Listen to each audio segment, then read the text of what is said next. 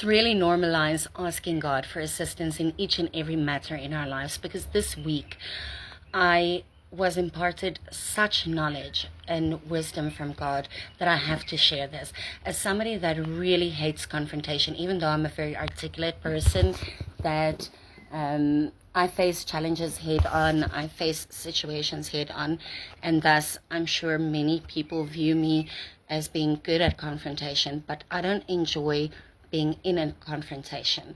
However, I feel the need to set healthy and good boundaries. But whenever I do, either that person freaks out and calls me unreasonable, or I feel resentment because what I'm setting is reasonable, or I feel guilty. It's just this terrible mishmash of emotions, and there are no healthy boundaries, and it's really not to the best interest of anyone.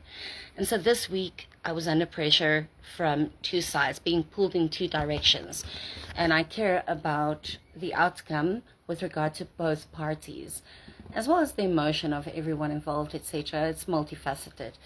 And I was just feeling so hard-pressed, and I said, God, please just help me in this situation. I don't know what to do, because either I'm going to feel guilty or angry or resentful, or they're going to feel this way or that.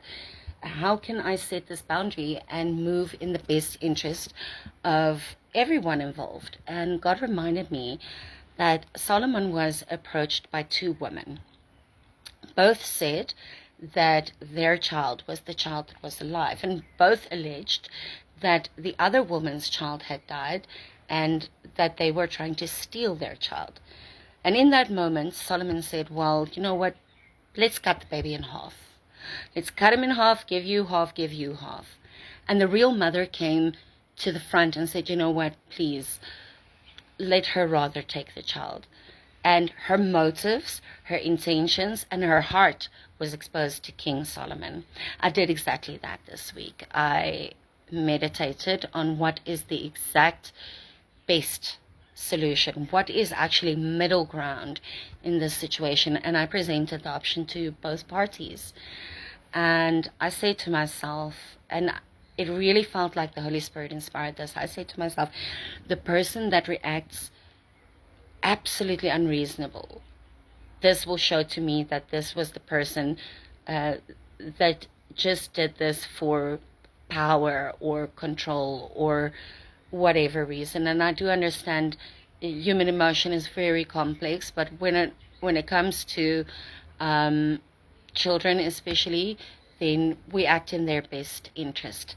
And it was just so interesting how God revealed both people's hearts to me, and the person that I thought would not act so unreasonably did.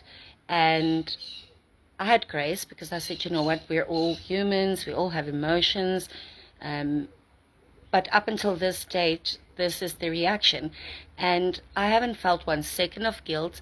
I haven't felt 1 second of anger, resentment, sadness. There has been absolutely no negativity, because the way in which I presented it was so gracious and so reasonable and so commonplace that whoever the person was that did not think so, that is the person whose intention was wrong. And so I'm so happy that God revealed to me ways in which I can really test the spirits, in a sense. When I say test the spirits, a lot of times people do get influenced by evil spirits to have negative motivations, emotions, etc.